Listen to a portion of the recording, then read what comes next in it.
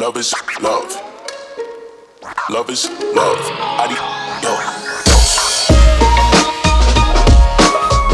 All right. Hello, everyone. It's nice to see some of you guys' faces. I know some of you guys have the video turned off, which is fine.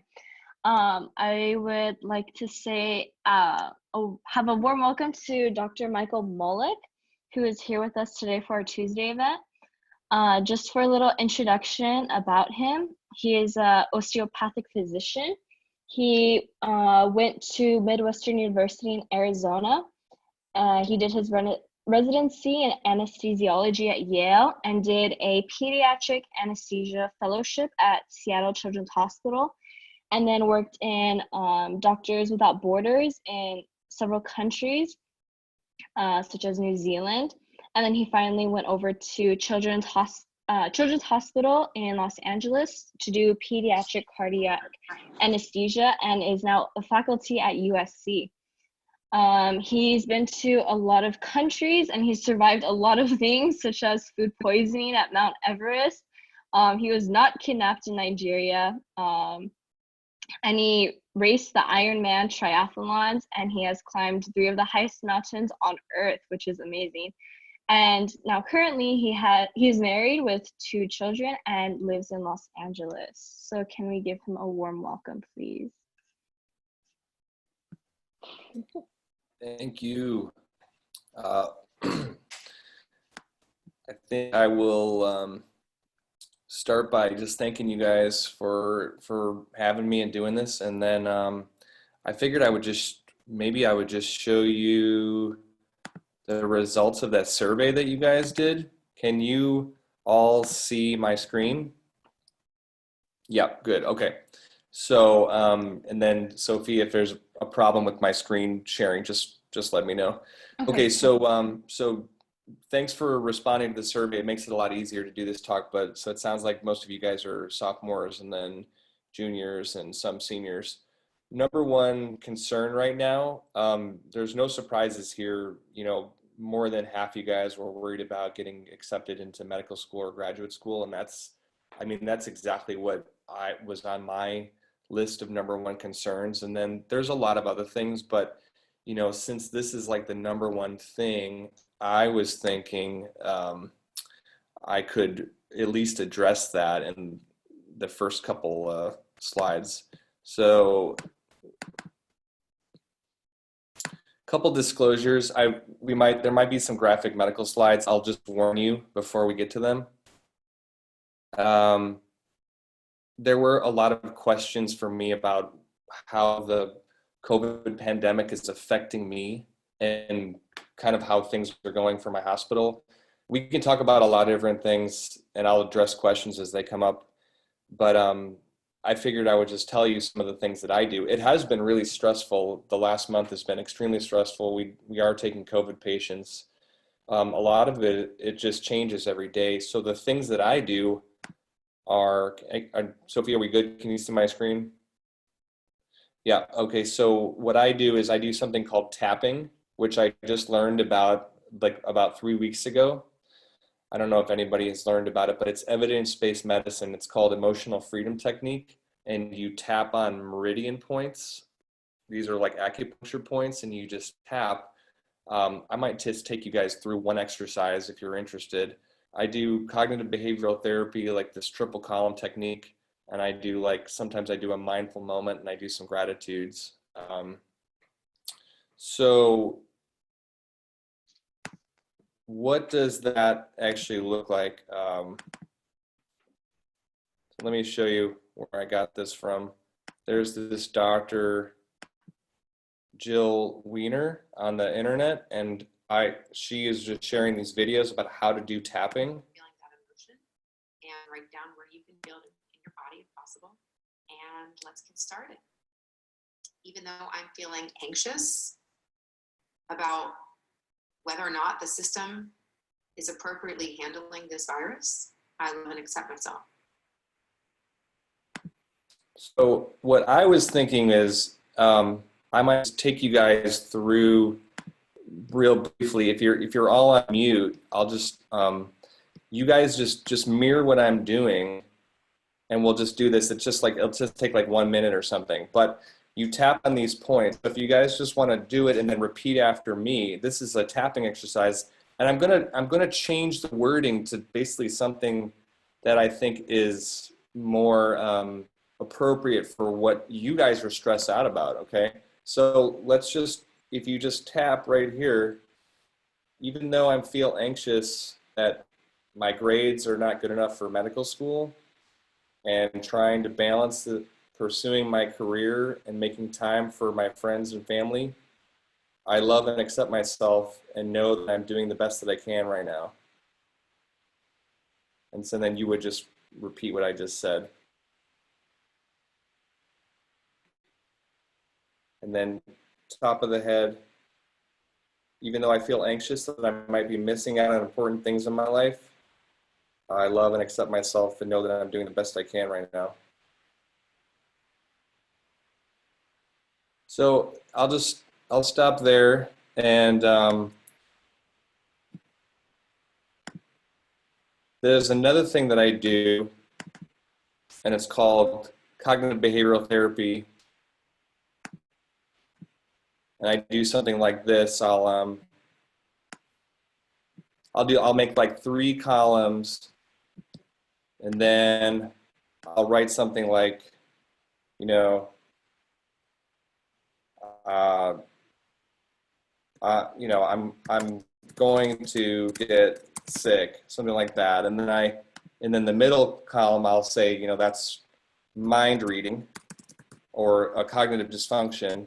And then on the third column, I'll say something like, you know, a more rational response, like, you know, there's no proof or something like that. So anyway, so I just wanted to just share a couple of things that I'm doing. So I'm a pediatric cardiac anesthesiologist at Children's Hospital. That's what I do full time, and I am a DO. Okay, good, thanks. This is like, I'm not quite an expert at Zoom yet. A lot of people don't fully, like a lot of people don't really know what a DO is. So, you know, they might think that they know and that it's like something to do with like cracking backs and stuff like that, but maybe they don't fully understand. But MDs and DOs are they're more similar than dissimilar, like both very, very similar. Both require 4 years of medical school. Both can practice in doing medicine and surgery in all 50 states. So that means that they're basically totally equivalent. Now, they're not equal, but they're equivalent.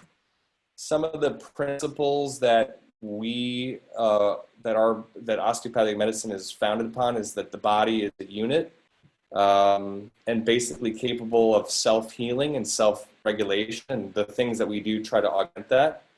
Structure and function are reciprocally related. So when something starts going wrong with like the structure or the skeleton, you see the function deteriorate, and then vice versa. Where did this all come from? So back in the late 1800s, there was this MD. He was a surgeon in the Civil War, and all 4 of his children and his wife died of spinal meningitis. And he was like, "That's it. Like I give up on medicine." I mean, I don't know. Could you imagine? Like you lose your entire family. So he decided to just do something totally different. In fact, back then, medicine was very heroic. There wasn't that sophisticated treatments. There was some surgery. There was some, you know, medications, but nothing like what we have today. And so over time, let me see if I can annotate here.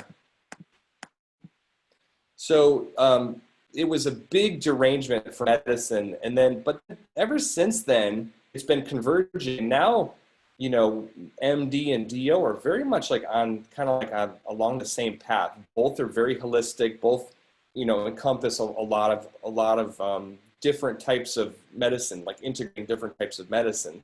So now they're very much alike, and I think that's very confusing for a lot of people. A lot of people ask me what are things that I wish that I knew when I was a pre-med. I wish that I didn't worry so much. I wish that I knew some of the things like I know now, like CBT, cognitive behavioral therapy. I showed you this exercise, the triple column thing. I wish I was a little bit more confident and just able to be myself.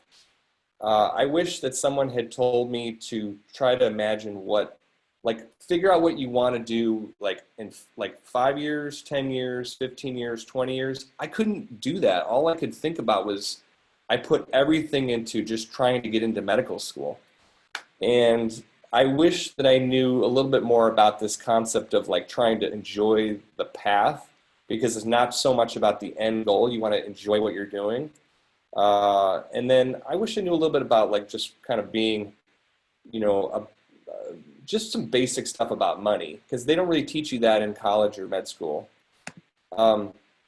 What I would tell myself, this is one of you guys asked me this question, what would I tell myself, my younger self? I would tell myself you're going to accomplish everything that you want to in life, because life is pretty long actually, and you have the time to do it. And another thing would be maybe pretend that you're living it for the second time and try to, as if you kind of already made a mistake. I mean, that's a Viktor Frankl thing. He was a Holocaust survivor. So I get a lot of advice from this guy, Viktor Frankl. When I was in an undergrad, I think my GPA was, just because of like a lot of mistakes I made in the first couple of years, like really bad. Like I don't think it was a 2.3, but I don't think it was less than 3, I think, by the time I graduated. And you guys probably are aware that applying to graduate school and medical school, that when the GPA is under a certain amount, like you're not even going to get an interview. But I can tell you, after 3 straight years of applying and not getting in, I finally was able to get into medical school, and I did really well. So that's something that, at least, however frustrated you may be now, at least you know someone like me. You can always like write to me or ask me, but someone who is basically took several tries, several years in a row. I think I took the MCAT like 5 times. And if you have a long enough timeline, you're going to do it. Okay, so that's something that I think I wanted to address based on the concerns you guys have right now. If you don't get into school right away, there's going to be something good that comes out of it.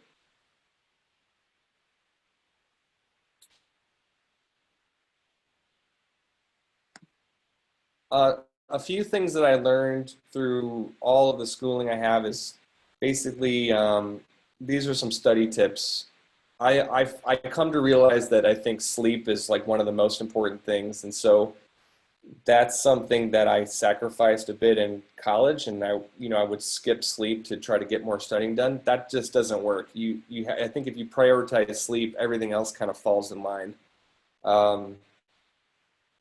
You can, if you're trying to study late at night, I really like this one. If you're studying late at night, you can increase natural catecholamines by just doing like a little run or a little exercise. So that's different than coffee. Coffee is like a peripheral stimulant, whereas exercise is a central stimulant.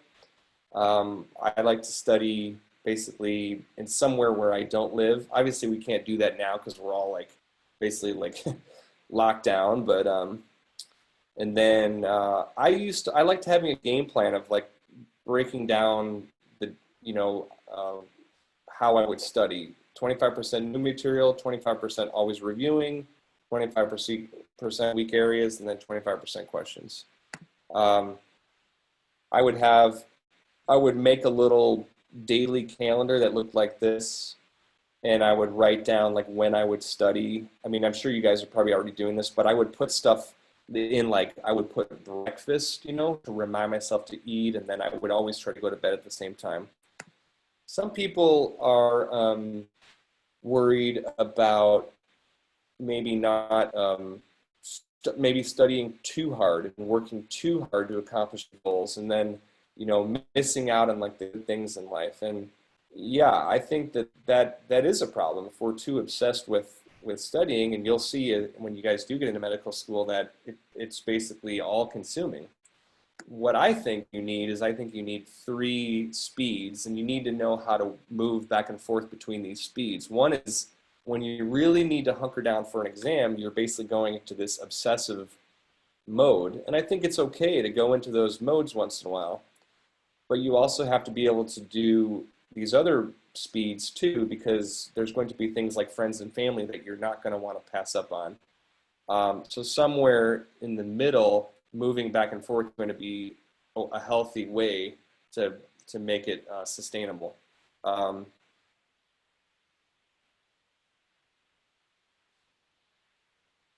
Now, I made this little thing like how hard is certain things, like what does it feel like?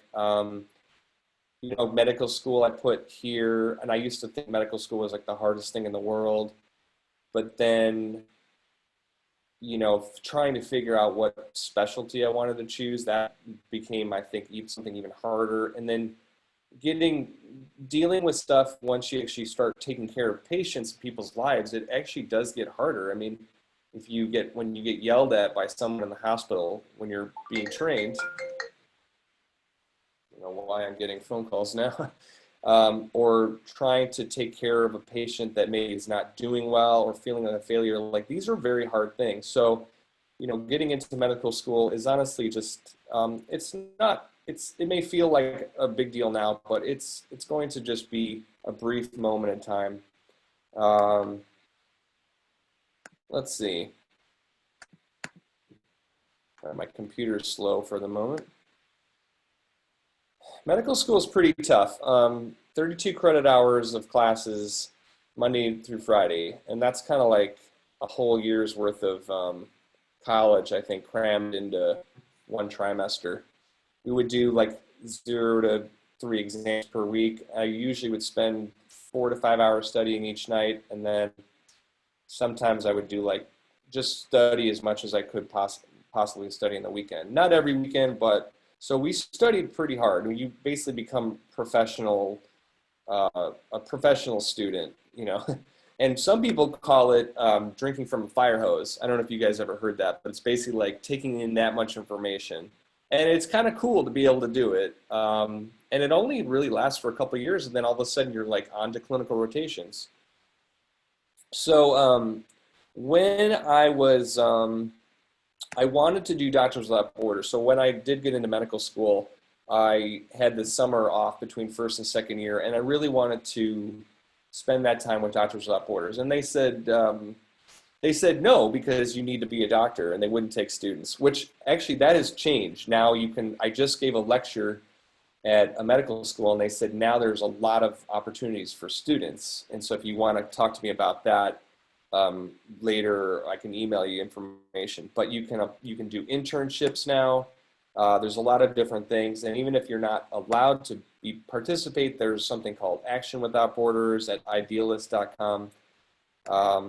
Because of that, I did a trip to Central America, which usually they take pre-meds, and here's some information which we can keep available for people, but there's information, there's trips that a friend of mine organizes, and I got to do this trip to Costa Rica and Nicaragua, and it was a really great experience. So this is me going on this trip, and I basically spent like, I don't know, a month in Nicaragua and then like 2 months in Peru. And my goal was just to learn Spanish. Like I knew that I probably wasn't going to be able to do a lot of medical practice, but I figured like I'm just going to learn Spanish. And it was actually a really good use of my time. And so this was the guy that I was staying with in Costa Rica, like my host father, and we've actually become really good friends. We would set up like these clinics out of little shacks in these villages, and then basically just do primary care. And it was a lot of fun. I was amazed at how much I was able to help people even after just 1 year of medical school. And you guys are probably going to be in the same boat. You have no idea how much knowledge you have until you get a chance to start working you probably already are super helpful, and you can already be helping people in your community with their own health. But a lot of people's health is basically about preventative health. I mean, there's a lot of sophisticated knowledge and skills you learn in medical school, but there's a tremendous amount of stuff that you probably already know. And a lot of places don't have clean water, and they just don't have good basic hygiene. I had a lot of fun basically just working with hanging out with the kids and just teaching they were just teaching me Spanish. This is a picture of the pharmacy shelves in Nicaragua, and it basically just shows that there's just nothing. I mean, they had, you know, like no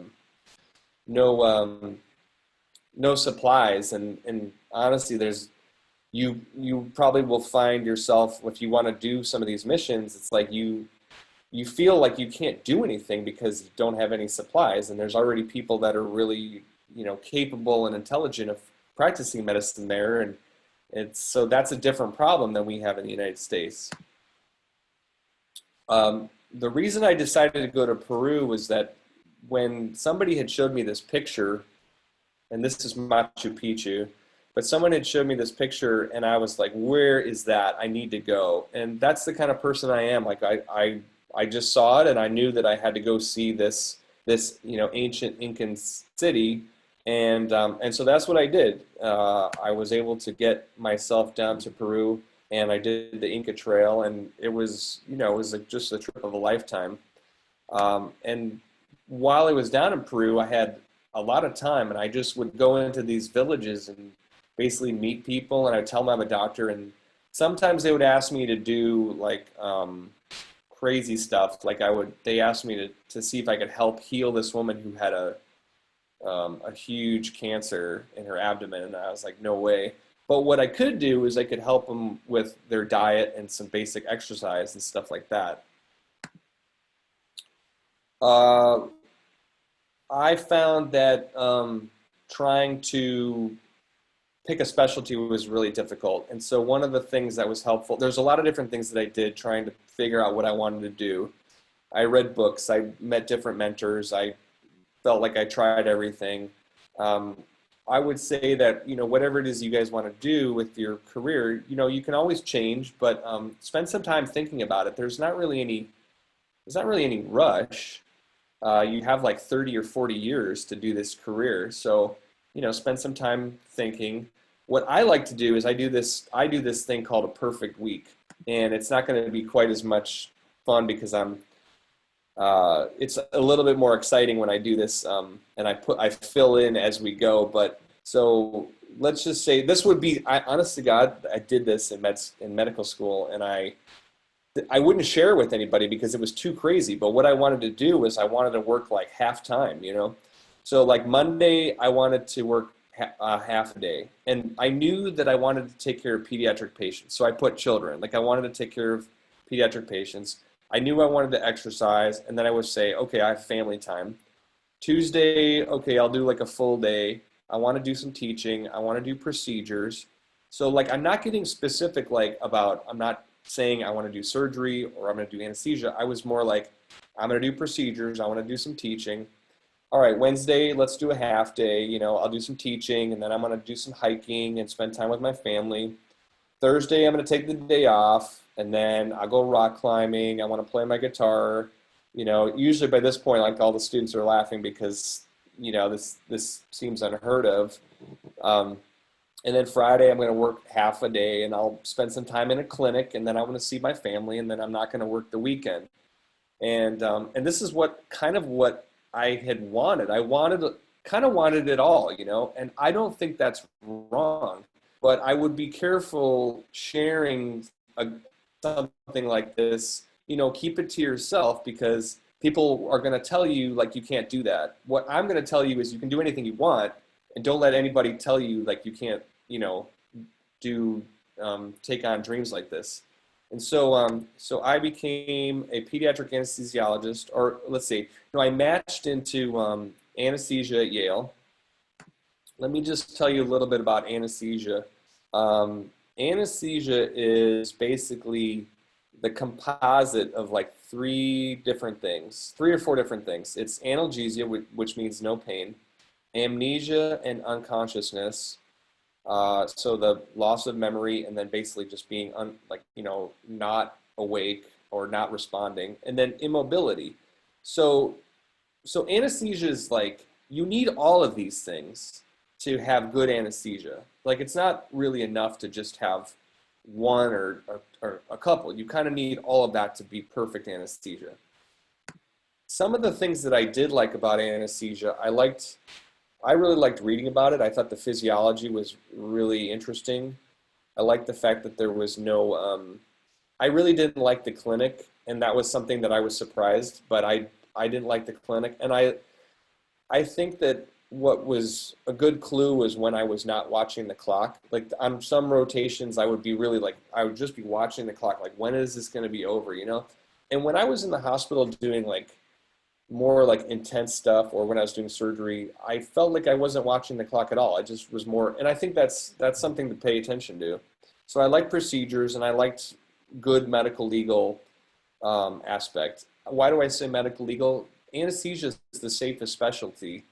Before like 1982, there were actually, the chance of death under anesthesia was probably fairly high. Like, you know, I can't remember what the exact numbers were, but enough where people were really scared of anesthesia. Like right now, anesthesia is really safe, but in the 1980s, anesthesia started using pulse oximetry, and so by using pulse oximetry constantly throughout these cases, they were able to cut the death rate down to like very, very few, and then the field of anesthesiology became at the forefront of patient safety, and it's kind of like leading the way with monitoring.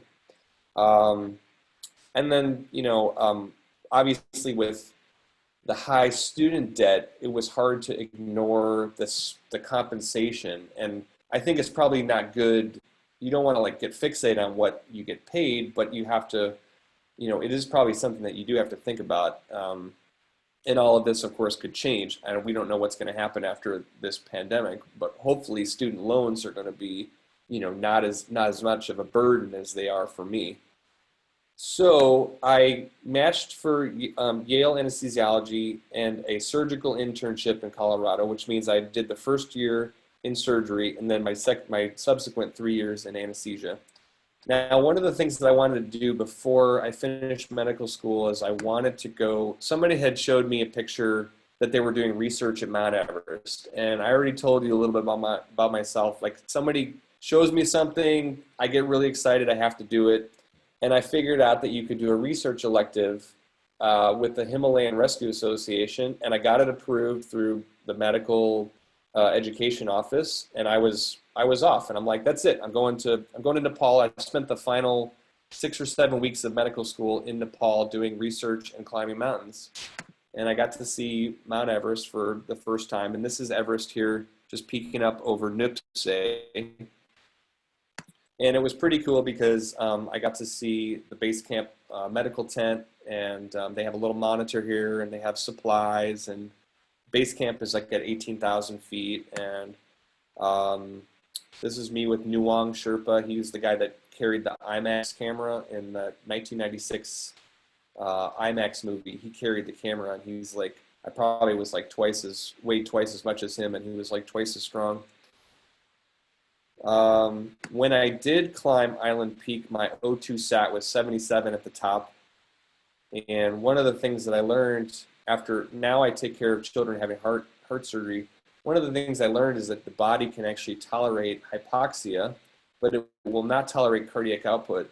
So the best thing you can do when you're in the mountains, or if you're getting sick, is to stay well hydrated, because it keeps your blood volume up, and it keeps cardiac output moving forward. Couple little facts here about Everest. I'll just skip through some of this stuff in the interest of time.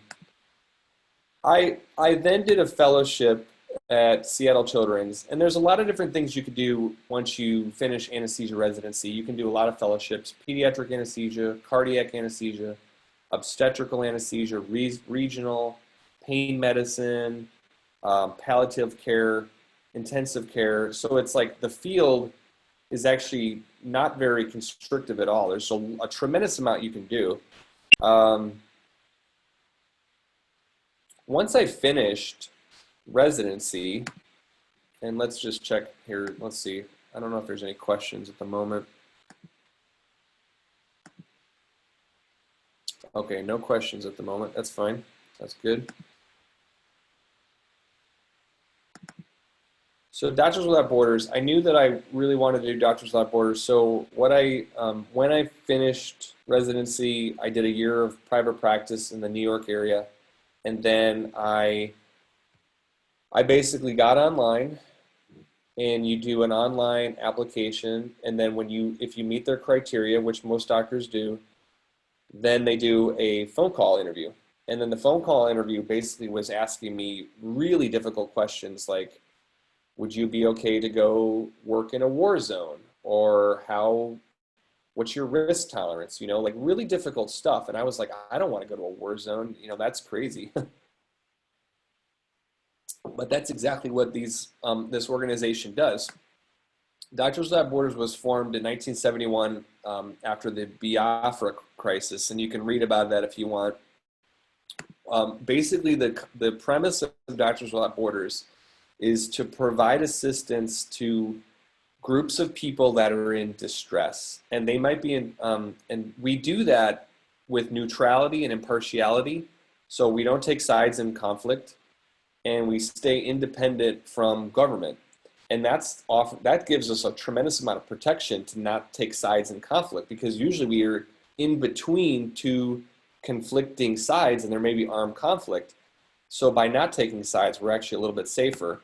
So let's see. So impartiality, neutrality, and independence. We go to places where there's disease outbreaks. We go to places where there's armed conflict and natural disaster. When I was offered my mission, they said, okay, we want you to go to Sudan and we want you to get on the plane in like 3 days. And I was totally terrified. I didn't really know anything about Sudan. And I was also afraid that if I said no, or if I wasn't, I don't know, I was worried that I wasn't going to get another mission. I really felt like I wanted to pick and choose the place where I wanted to go. And they said, it's not like that. You know, you want to go or not.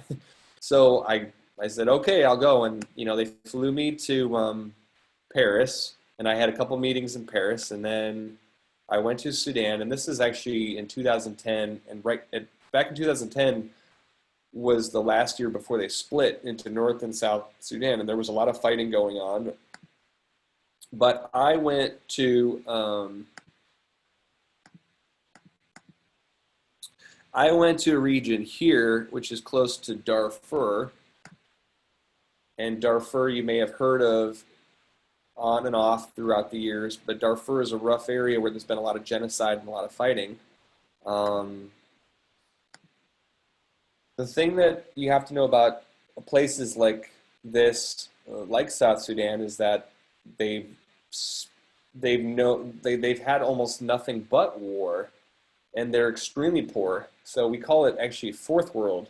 So I don't know if you guys have ever heard of that, but there's the developed world, then there's third world, and then there's fourth world. And what fourth world is that basically they just have like nothing, and they're living in straw huts. It's pretty bad.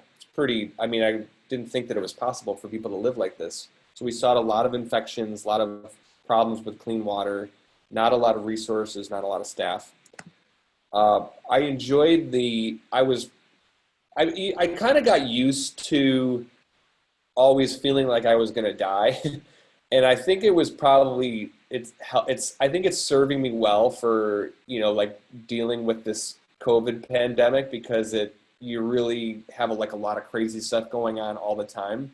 And so I think it's been helpful. When I landed in Sudan, it's basically, I never felt so far away from home. It took me like 6 flights and 6 planes, and 6 flights in 6 days. And then basically you just land on this red dirt, and there's like nothing there. and I took this picture as we were driving to my village, and it's just like straw huts, But it was pretty cool. We get, you kind of feel cool because you're riding around Land Cruisers, and I thought that was pretty fun. And the streets were all dirt, and people were pulling their stuff with like a horse and carriage. And we had this compound that had brick walls and steel doors, and this is the kind of thing that we would live in. Like, it's called a tukul. and I would and then sleep on this little cot. And I didn't really sleep very well because it was like 110 degrees at night. So we would just lay in bed and just sweat, and you were lucky to pass out. The food was not very good. We all got sick, but once we got sick, GI sick, then we got better, and then we didn't get sick again. So it was interesting how you would adapt to the environment. Here's a video of what the road would look like.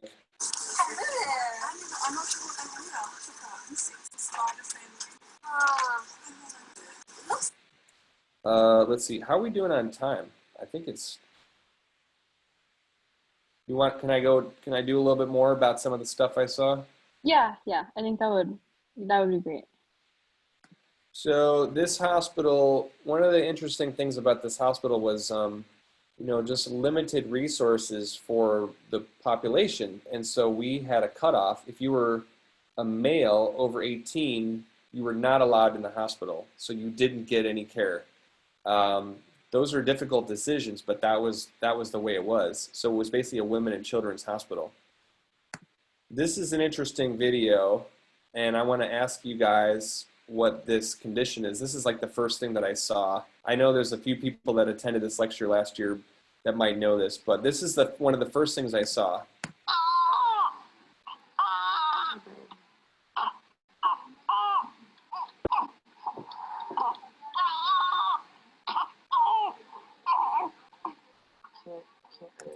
So what's happening here is that the baby has a very unusual cry. The muscles are all kind of locked up, and then you can't put the finger in the mouth. I don't know if anybody knows what that is. Let's see. This is the same disease. What's happening there is that the child's not tolerating secretions, and so again, muscles are all kind of locked up. Same disease here. So it looks like a smile, but it's not. And here as well. So this is, I don't know if everybody's got it, but this is tetanus. So tetanus, we don't see it a lot in the US at all, very few cases, and that's because we have such a good vaccine program. But what happens is it was with very unsafe obstetrical practices and basically no vaccines, a lot of the children were getting tetanus. All right, I'll skip through some of this stuff. It was so hot in the village, we had the only air conditioner, and we would use the air conditioner to basically try to dry our hands and get the sweat dry so we could put our gloves on. We did a lot of burn care. A lot of the children were basically not being watched, and so they were burning themselves. Lots of wound infections. This is an abscess. This is a fairly graphic slide. We had a child had got her hand mangled in a machine. Lots of burns. And then really unusual things like crocodile bite, cobra spitting, hippopotamus bites. This is me, I got sick, and the reason I'm smiling here is because I'm holding a little malaria test, and the malaria test is negative, so I was very happy about that. Honestly, it was just one of the best experiences of my life, and this is my team. And I think one of you guys had asked, like, what is it like when you go to one of these communities? And I was very welcomed. I felt like I was a celebrity. I mean, people would stop on the road just to have their picture taken with me, and that's a really cool thing. And I know that we don't treat people like that here in the USA. I mean, we have such a eclectic country, but I don't think we just don't really treat foreigners the same way that I don't think I've ever been mistreated really anywhere, and I've been to like 60 different countries. This next slide always gets a laugh, so I figured I wasn't going to change it. But after my trip to Sudan, I was, much like probably a lot of you guys, just kind of worrying about my social life, and I was doing this online dating, which was kind of new at the time, and I met my girlfriend, who then is now my wife. And let me see if I have a video of our first date.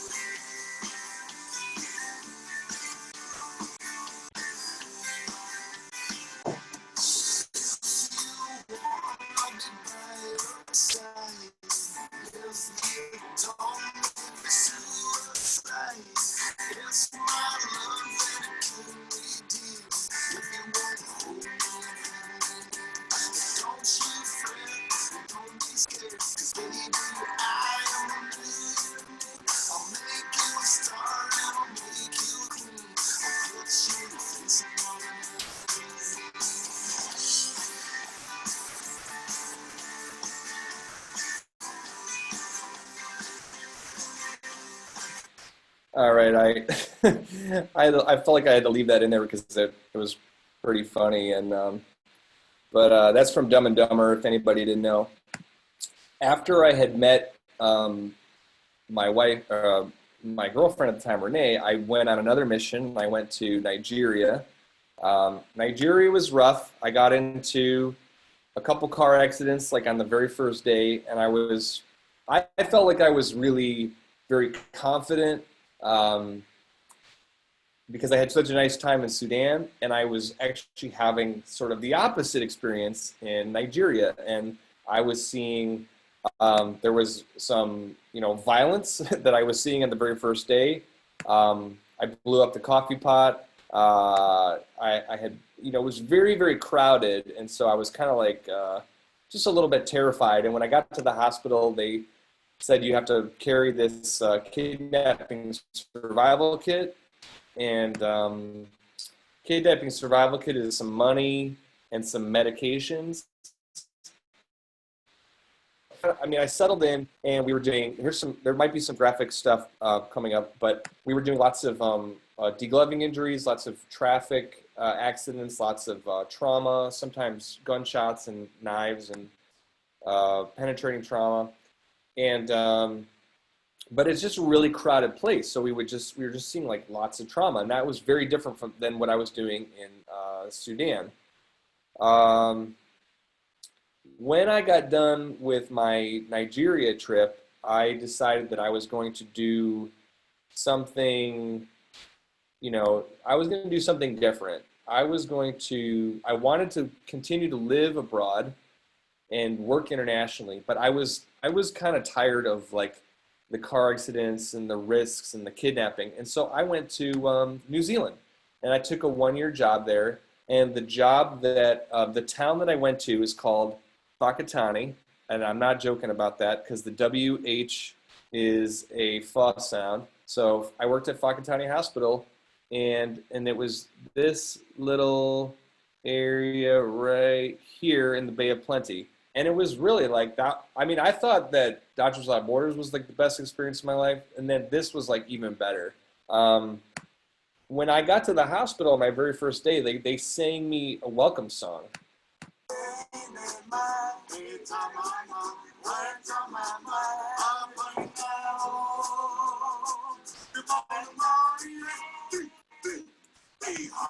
And, it was so fun because I just love, one of the things I love about travel is just the adventure. And so like you're driving these cars where the steering wheel is on the right and you're driving on the left and all the signs are different. And it's like, it just really makes, it's like, it wasn't just the job was exciting. It was like just the every single minute of every day was like an adventure. I mean, I would just stand and take pictures of the funny stuff I would see in the grocery store. And, it's like, it's not crowded there. I was able to live at the beach for a relatively cheap price. And, I was able to surf every day, and it was good. It was good. I really learned a lot. I got a lot of perspective from my traveling. Did a lot of fun stuff, a lot of bungee jumping.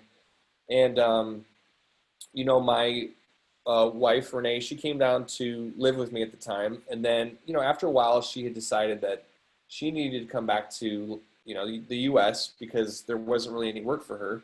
And so when I came back and I decided to do another fellowship at Children's Hospital Los Angeles.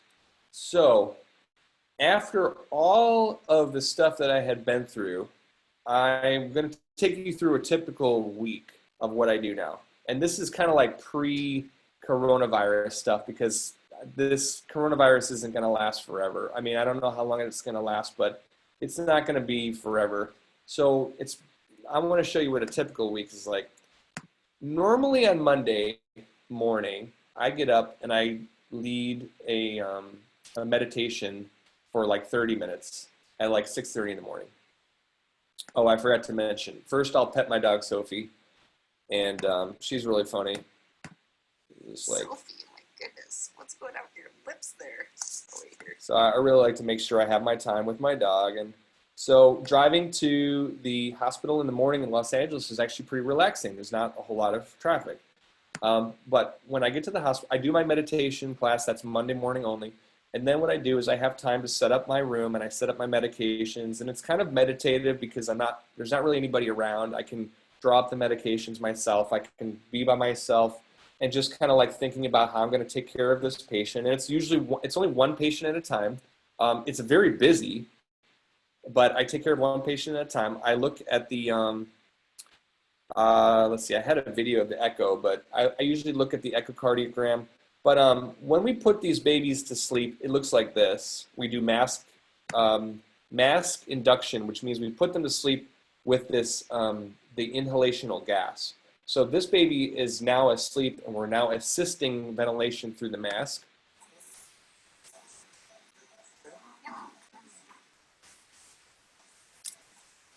And then what's happening here is that we're going to intubate. Can you see the video? Yeah, okay. And so what this person is doing is they're using this McGill's forceps to try to put the endotracheal tube in through the cords. Let's see. So that instrument is like, I wish I could show you exactly what he can see there. But what's cool for me is that I'm like after having been doing this for so many years, I get to actually sort of take a step back and I can be teaching other people how to do this stuff. And that's enjoyable for me. I like doing the teaching aspect. This is kind of like part of what anesthesia looks like. I get a snapshot at any given time of what is happening with the patient. And we've got beat to beat blood pressure. So I put an arterial line in the patient, and that's just a little line that goes into the artery, and I can measure blood pressure. A little catheter that goes into the internal jugular, and that gives me this venous pressure here.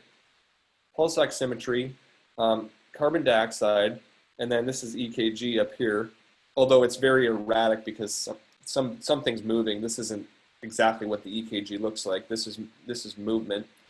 But what I do is I can see when things are going wrong immediately, and then my job is really just to keep the patient safe and comfortable, but I keep the level of homeostasis. So homeostasis is basically everything in its perfect harmony. And so like I do that with everything. So if the blood sugar is too low or too high, I treat that. If the blood pressure is too low or too high, then I treat that. Same with the oxygen. I do something called an arterial cut down, and there's few anesthesiologists that do it, but I make an incision in the wrist, and I dissect down and get the radial artery. I isolate it, and then I put a little catheter through it. So it's kind of, I enjoy that because it's a small surgical procedure, but I don't otherwise do surgery. I get to do ventilator management, so I've always enjoyed dealing with ventilators. That was something that I liked when I was a medical student. I kind of realized I liked the ICU. I thought it was challenging. This is what my patient looks like after we've put them to sleep and done all these different things. This is an echo probe. So this allows you to do real-time ultrasound of the heart. This is the endotracheal tube here. This is a temperature probe here. This is the central line, and through this I will give blood and I'll give medications. And then my arterial line is here. And then this is a cerebral oximeter here that allows me to measure blood perfusion of the brain. And then the heart surgeons who I've become, good friends with over the years are operating. And then honestly, like, I know this looks, it's really exciting and challenging what we do, but a lot of times we're socializing and we're talking. And that's an interesting part of the job when you just work with people every day. After a while, a lot of what you do becomes routine, even when it's crazy, like what we do. I mean, it's not routine, but some parts of it are so routine that we can relax and we joke around and we talk about different things. We talk about, we watch Tiger King, that kind of stuff. But, we just have fun together, I think that's important. So that's like, so this was basically a Monday, right? So if I finish that heart surgery, I might finish that heart surgery around 2 or something like that. And then, what did I say here? Home by 3 or 4. Like, that's not necessarily, that's like that can be, I can be off early on a day like that, Monday. Like, that's not a bad day. And then what I do is I'll play with my kids. I've got 2 kids, and I like to make music and do stuff. So I'll be playing with my daughter.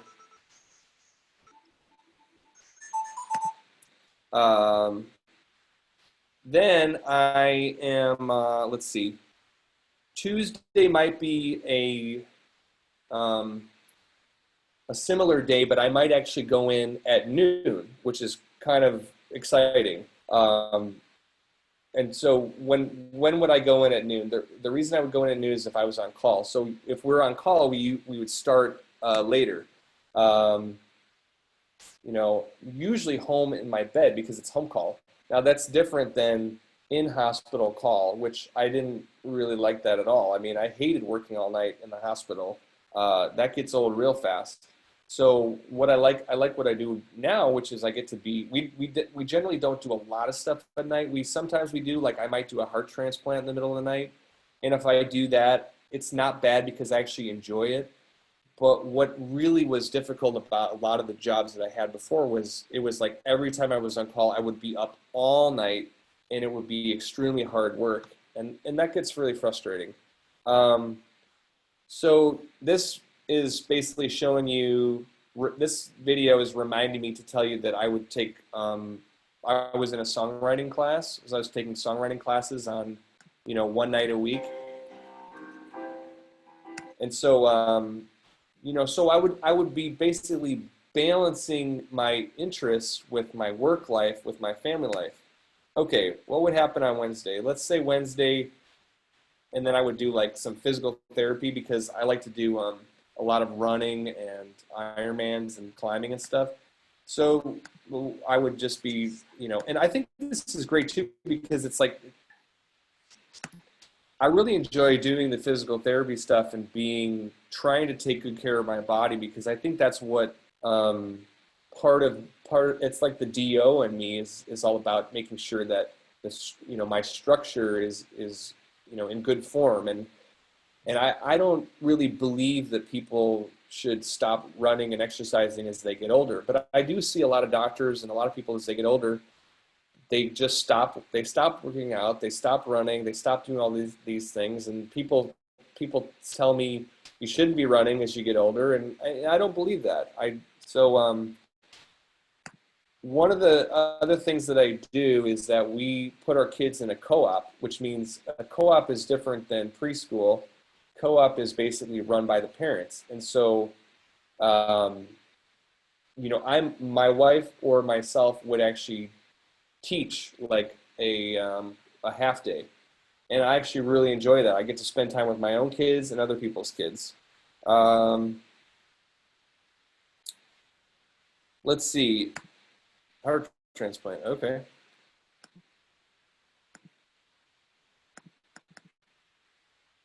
Okay. Able to see my screen? Yeah. One sec. Sorry. Okay. So the patient has, this is what a normal heart looks like. Okay. Left ventricle, right ventricle. Let me annotate my marker here. Okay. So left ventricle, right ventricle. But our patient has been born with something called hypoplastic left heart, and that means that the left ventricle did not develop. When that happens, and that happens because of multiple, like one or two different areas of outflow obstruction during, development as a fetus. So in this case, what happened is that the aorta, it did not grow normally. So the aortic arch is totally abnormal. The left ventricle is very small. And this is not compatible with life. So these babies can't survive unless they have surgery. And so they need a multiple different surgeries to survive this. But in this particular case, the surgery that we're going to do is a heart transplant. So this is the image of, this is an echocardiogram of the heart. And this is very abnormal. So we see one big pumping chamber not pumping very well.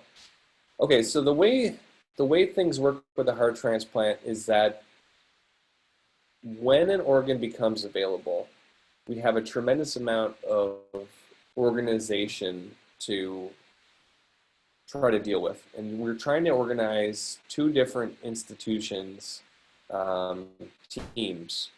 And the teams are actually quite big. You've got two different teams of surgeons. One team has to fly out to the other hospital. Usually they're flying. It's usually not something that's in the same city. So they have to fly out to the other institution. That institution has to take the patient to the operating room. They have to harvest the organs. And we have to take the recipient, and we basically, they have like no warning, very little warning. So we bring them into the operating room and we put them to sleep, and we try to time it correctly so that they're asleep and on bypass at the time that the heart arrives. So when the heart arrives, we inspect it and we look it over and trim some of the tissue. And while we're on the heart-lung machine, I'm actually quite busy. So, I'm doing a lot of different things, getting us ready to come off of bypass. We're doing acid-base physiology, so I'm doing a lot of blood gases. Heart surgeons are working. I will be administering things like platelets and cryo, and because what happens is that when you go on the bypass machine, it disrupts coagulation, and so after we come off of bypass, we have to actually restore coagulation. And so I'm giving platelets and cryo. This is kind of like what the anesthesia cart looks like back here. And so when it's time to come off a bypass, I may be, operating my pacemaker, giving platelets, giving cryo, giving red blood cells. And this is generally what it looks like when we are on the bypass machine. So you see that the heart is actually there's no electrical activity here. There's just one number here that just indicates mean pressure. And then I've got these numbers here that indicate blood perfusion in the brain and in the body. So I was sort of like finishing up kind of what my typical week looks like. And one of the things that I like to do is, if I get time, is I fly with the I like to fly with the transport team if I'm not busy doing other stuff, and we'll fly out to another hospital and go pick up a patient. And it's actually it's pretty cool.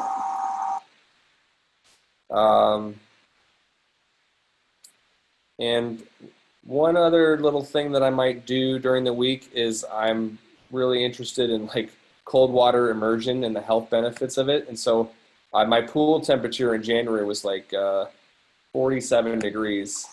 So this is me getting into the freezing cold pool. And somehow I was able to like not scream here. But anyway, so that is basically what I would say kind of matches up to my perfect week. And, you know, I got to do kind of everything that I wanted to do. I got to all my time with my family. If I had to do everything all over again, I would just try to relax and be myself. I would take a little bit longer time to figure out what I really wanted in life. And I would spend a little time thinking about, you know, money, at least trying to save money, and how money actually affects the medical profession. If I could leave you guys with something that I hope that you remember, work is going to be a big part of your life. And the only way to be truly satisfied is to do what you believe is great work. And the only way to do great work is to love what you do. And if you haven't found it, you know, keep looking. Don't settle. And with all matters of the heart, you'll know when you find it. Your goal is going to be not just getting into medical school. It's not just getting your medical degree either. But it's really about choosing a life that's going to allow you to be your best self.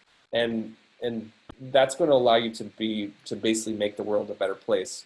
So don't think of, you know, everything may seem like it's really all about just getting into school right now, but it's about enjoying this time too. It's about enjoying the road.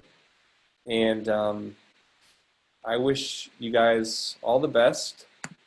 And, you know, you're going to get into school, you're going to find the special someone, and you're going to have a family, and it's going to be awesome. Thanks for, you know, so much for letting me do this. And I definitely have time for questions. If you guys have any questions, you guys can go ahead and unmute yourselves and ask. Or you can text it in the chat too. Yeah.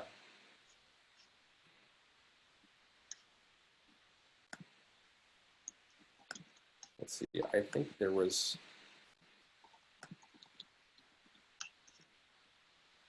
Oh, I have a question. Yeah. When you went to like Sudan and also like New Zealand, did they like also speak English, or did you need like someone to help translate there, or like how does it really work? There was, so most of the patients did not speak any English, and so we needed translators, and so there was a few people in the village that would translate for us. But for the most part, yeah, I mean, I didn't speak. It was like Sudanese Arabic was like the country language, and then in the village, like the local people didn't even speak that. They would speak Dinka, which is like a dialect. And so, yeah, there was just no way I could communicate with most of the patients. So I needed translators. Thank you. What is my prediction for when quarantine will be over? I knew I was going to get that. I don't know if I can safely say. I think we have to look back at what happened in 1918, and that was the Spanish flu epidemic, and that probably could give us some clues. Quarantine probably, let's see, you can look at what happened in South Korea and China and some of these other countries that were first.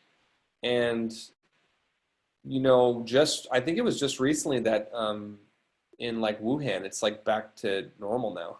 So that was a long time.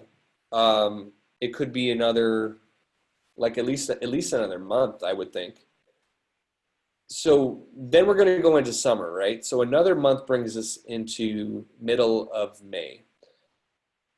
I think that, let's just say hypothetically that we have a normal summer. I think that we probably are going to see coronavirus spike again in the fall in flu season, because that's what happened with the Spanish flu.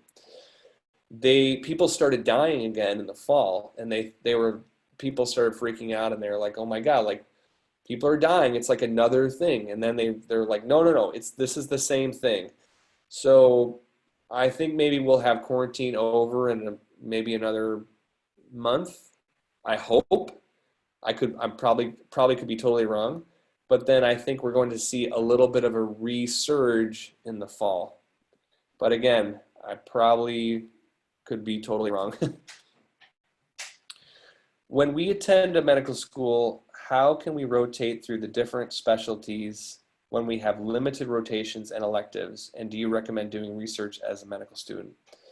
So yeah, there's core rotations that you will have to do. So everyone's going to have to do OBGYN, pediatrics, ER, surgery, psychiatry, cardiology. You have to do these core rotations. And then you can't do everything. So you can cover a lot. You really can do quite a bit, but you can't do everything. So you have to kind of do the best you can and learn as much as you can early on. And then if you're not if something's not really that exciting to you, I think you'll probably know ahead of time. I never did a rotation of radiology. That would be something that I guess I wish that I would have done. But like, you get little exposures here and there to like little things. Like, it's not, maybe you don't get the full rotation right away, but like early on, you'll constantly get exposed to different people. And after I gave this talk last year, I had a lot of UCR students came and shadowed me. And so there was a lot of students got to be exposed to pediatric cardiac anesthesia, pediatric heart surgery. I was introducing them to the ICU doctors and the cardiologists. So, and as far as research, you don't have to do research. There's probably plenty of time. Some people decide to take a 5th year. And, but I don't know. I think medical school is kind of hard enough. I think if you're super excited about research, you can, but I don't think you have to. How did I choose pediatric anesthesia? More specifically, why peds? I think I knew I always wanted to work with children before I was even in college. I kind of thought I would do something where I would be taking care of like younger people. And that's just something that I just knew that I wanted to do. Now, I didn't know that it was going to be peds anesthesia. I just thought I just liked taking care of, like, spending time with, kids and children. That was just something that I liked. So the thing that I didn't expect was that I would not like the pediatric clinic office.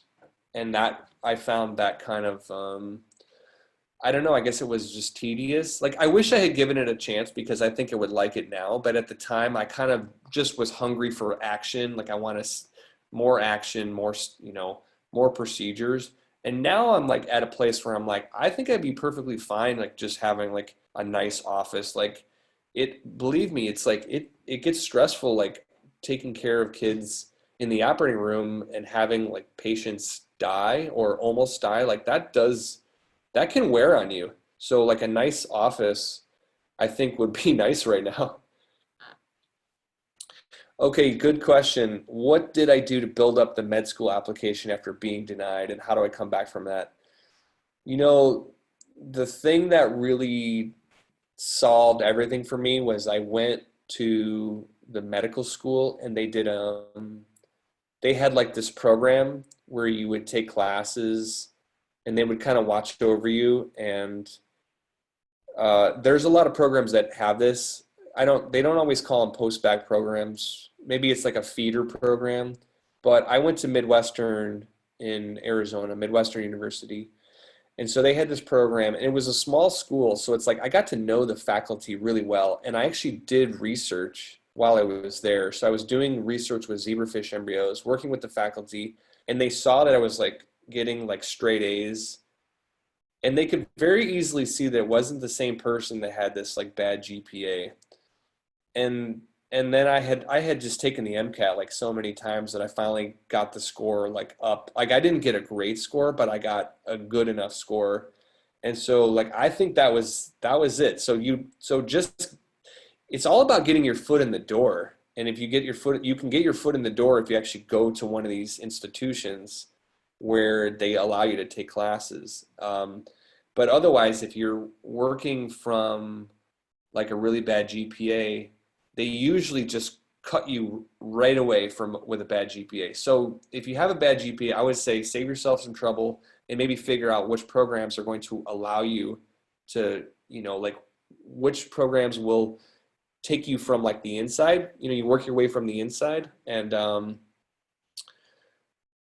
when I was actually at the school, it was really interesting because I think I had met I called a meeting with the dean and which was I think a kind of a brilliant move, but like I had already taken all the classes that they were offering for this post-bac program. And I said, I'm paying you guys money. You have nothing to offer me. And I said, I demand that you let me take like classes with the med students or something like that. And so then they did. And so, if you're in an institution that has a medical school, like you can actually do a lot from the inside. So that's what I would say. How are international practicing rights different between MD, DO in general? I can imagine it depends on country to country. Yeah, so like if I understand your question, you're asking, can you go work as a DO in these other countries? And the answer for the most part is yes.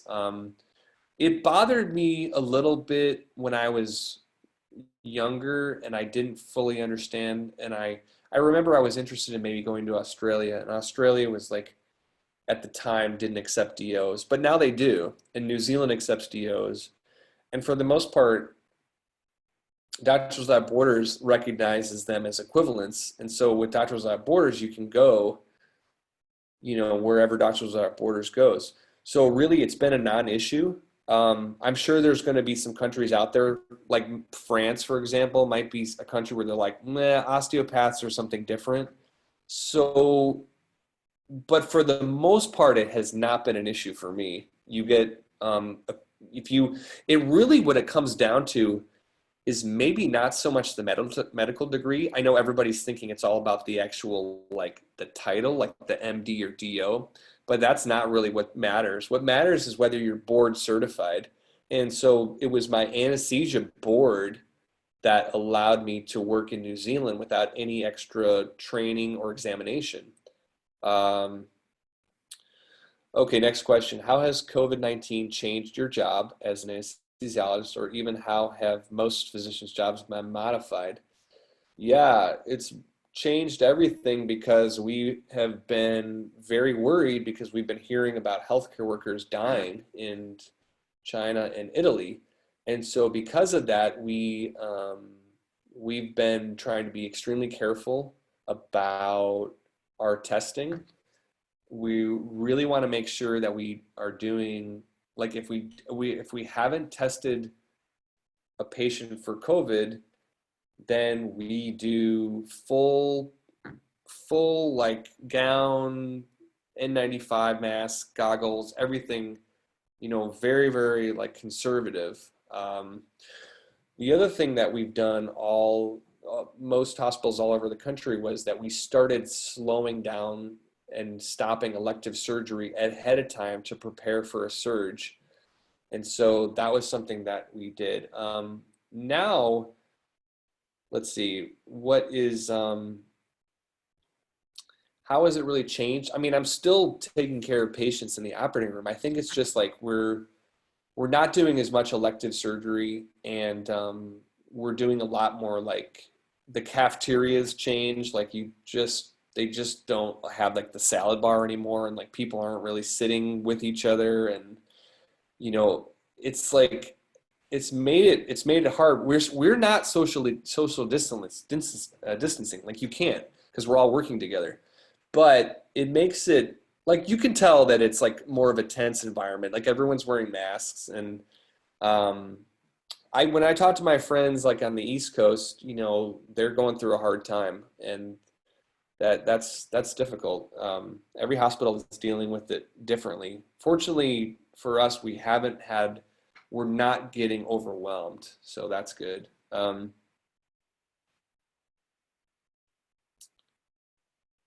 You know, I have a video that I made, and I shared it on YouTube, and let me show it to you because it's kind of cool. So something that we had to do. Are you guys, Sophie, are you able to see the screen where it says Department of Anesthesiology? Okay. Yeah. Let me just I'll play a little bit of this video. We have created this thing called an airway box. So we're intubating in this box. Direct laryngoscopy is an aerosolizing procedure that poses a significant risk to healthcare professionals caring for patients infected with the COVID-19 virus. The aerosol box was created by Dr. Lai from Taiwan to provide an additional layer of protection to be used for intubation and extubation. The clear box adds an additional layer of protection and is a simple and cost-effective design. The anesthesiologist at Children's Hospital Los Angeles have made some small modifications. Okay, so these are my friends, right? Like we work together every day, and what you do is, and this was actually kind of fun, like this was a way of coping for me. Like shooting this video was basically like it was like creativity.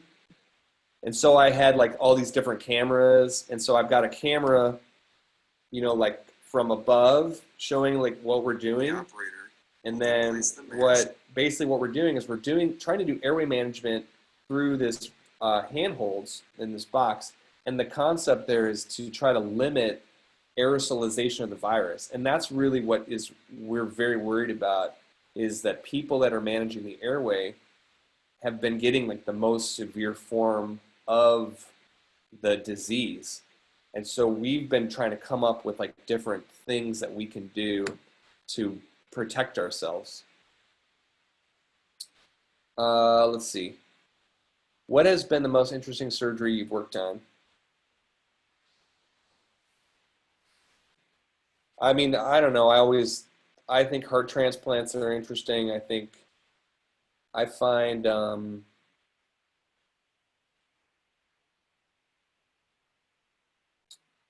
a good question. I think a circulatory arrest case is really cool because you cool the patient down on bypass, and then you drain the blood out of the patient and stop the circulation. So there's no heartbeat, there's no blood pressure. Now we used to call that clinically dead if there was no blood pressure or heartbeat, but clearly like the patient's not dead because we warm them up and wake them up and their brain is like totally intact. I think that's super interesting. I don't think anybody thought that was possible, you know, like I don't know, 60 years ago.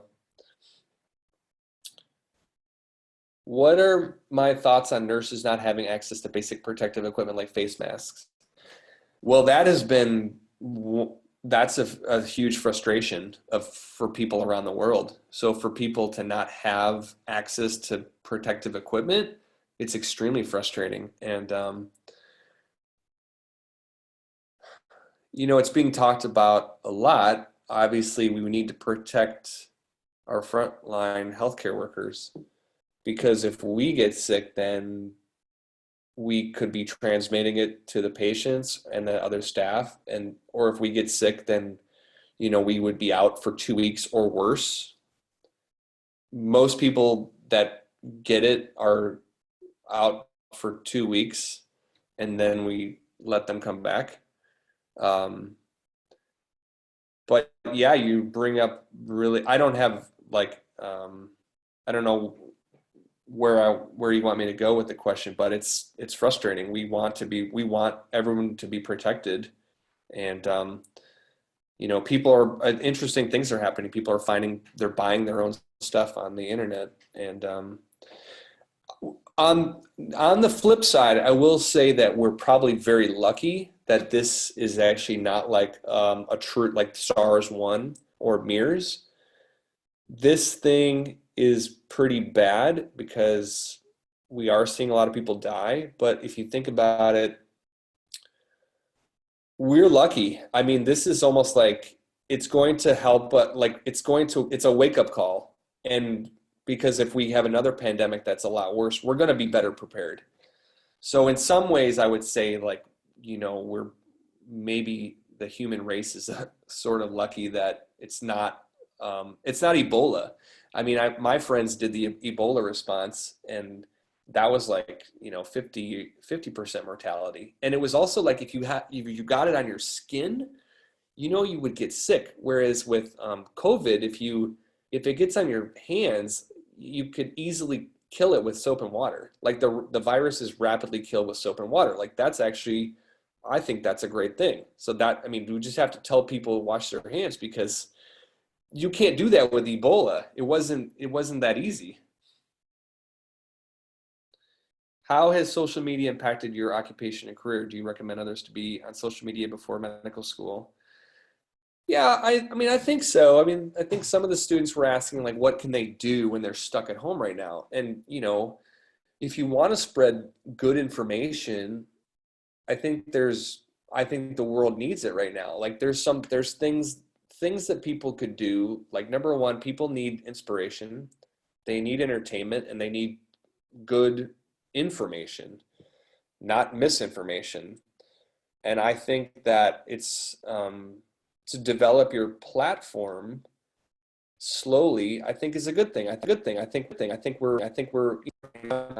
like I showed you guys my YouTube channel, and it's not like I don't have a lot of people that follow me, but it's something that's interesting for me. I would like to take your questions and turn them into like little YouTube videos, but I think it's going to change the way we practice medicine because you can impact many, many people. Whereas right now, I usually just impact one patient at a time. But I think how cool is that if you could impact millions with like a 5-minute video?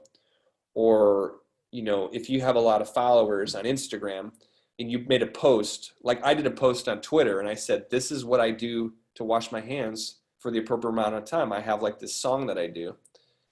And so, if you're a healthcare, like if you're a physician and you have a platform and you have a voice, I think that's a very good thing. So I think you should become savvy on social media, and you should, and protect your brand, learn how to protect your brand, learn how to protect your image on social media, but, slowly but surely, like spread good information. There were other questions that were asked before, but I'm just going to ask Sophia how we are on time here because it's 8:30. I think we're good. I think we have time for one more question, but I think we'll wrap it up from there. Let me read you. Let's do another question, but until that question pops up, let me read you something that you guys had asked some good questions before.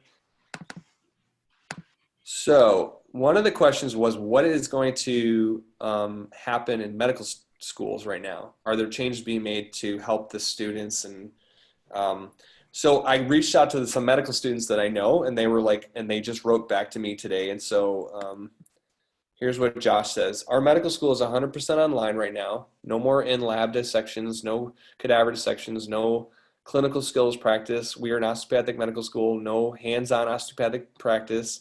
I no longer study with my study group in the same way. We used to grab a room, study quietly. Now we do it via Zoom, and we go over the same material. It's just not the same being, together with person to person. I know you guys probably would agree. It's so frustrating to just do everything over video. Here's another guy, Connor. I believe all medical schools had moved completely online. That's true. The core curriculum hasn't changed. It's all about the dissection, the lab stuff like that. Some countries like Italy I don't know if you guys know this, but Italy fast-tracked all their fourth-year students right into the workforce, and they basically just said, you're a doctor. So I thought that was very interesting, and we saw something like that happen, I think, in 1918, where we were graduating students early. Oh, yeah, somebody wants to get on the microphone, sure. Hi, Dr. Mulick. Sorry, it was a bit of a longer question, but I've been trying to keep up with this COVID situation, and I think with how easy it is to access the news and social media, it's hard to get super accurate information. So, like in your professional opinion, do you think that there's like a treatment option on the way soon? Because I think I saw that remdesivir is in phase 3 trials at Gilead. But I don't know much about hydroxychloroquine or any other options. But like in your opinion and in your experience, do you think there's something on the way? I think something is on the way, and it's a good question. I'm reading this stuff as fast as I can, and we don't have good studies yet. It was really interesting what came out on Plaquenil, hydroxychloroquine, and it's very promising. It was very exciting to read that stuff, but you need really good studies, and those studies are just not, we're not there yet with the studies. So people are going to want to be very careful and make sure that the studies are very well done first. So yeah, I'm optimistic for some of these therapies, and I think that's why we've been doing a good job with our social distancing. I mean, some people are not doing a good job, but I think that's the whole point, is these lockdowns and social distancing are buying people time to get things like a vaccine and and drug treatments, up and running. So giving us every day counts. Every day it makes it a lot better. Every day that people are staying inside, that's another day that we can get organized on getting more masks and stuff like that. Thank you. I'll just read it. I got a few more minutes. I'm from a third world country. I've experienced the things you were mentioning: lack of staff, lack of equipment, technology. In your opinion, what would you say is the best way such countries could match something such as the US or European countries? Thank you so much.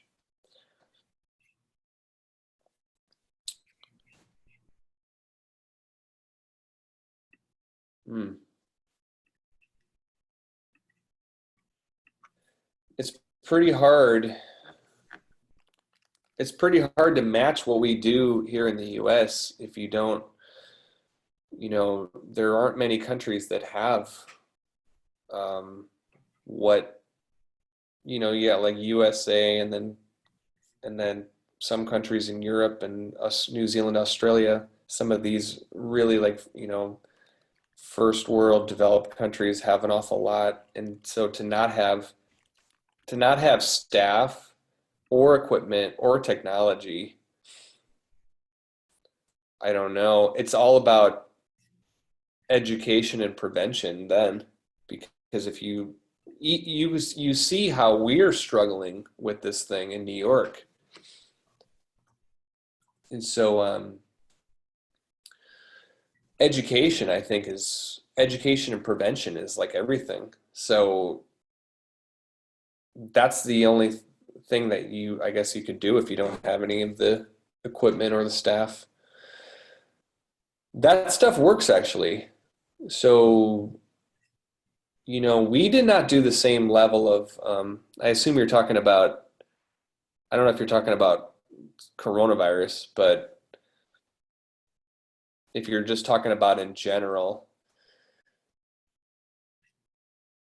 like for example, when I worked in Sudan, you have to be able to put yourself first. And I think it was, I learned that in Sudan. It's like, if you can't really protect yourself because you don't have like adequate staff or supplies or technology, I mean, you're just very limited to what you can do. And so you kind of have to just go back to the basics. And the basics are like hand washing, using clean water, clean drinking water, washing fruits and vegetables, stuff like that. I'm not sure if I answered that question, but that's kind of hard to compare. It's very difficult to make a comparison, I guess. We were able to get a lot of things, we were able to do a lot of things though in some of these countries with just a good education. I think that's something that would be neat if you guys ever wanted to do a project. Like, you may not be able to do sophisticated medical care, but you can go and educate communities. And I think that's huge.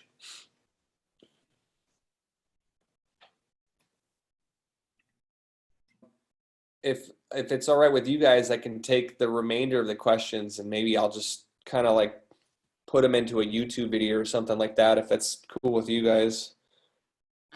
Yeah, I think that would be great. So if anyone has any like questions, you can go ahead and message them to Dr. Mulick, and then he can go ahead and make that video to answer all your questions. But I would like to say thank you for coming and speaking at our Tuesday event. It was really informative, and I think that all the members enjoyed it. So thank you guys, and like let's do this in person next year, okay?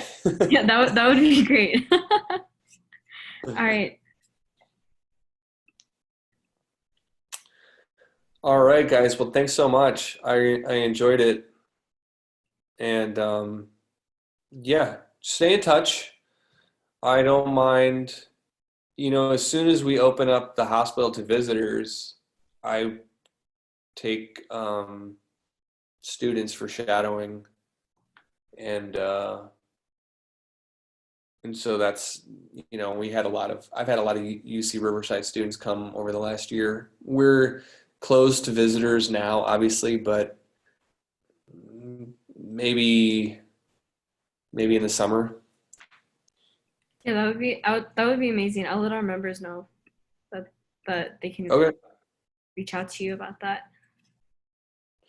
All right, perfect. Okay. All right, thank you Well, so stay much. safe, guys, and Yes, you spread too. good information and keep doing what you're doing. Thank you. All right. I hope you have a good night. Thank you so much. Okay. You too. Bye-bye. Bye.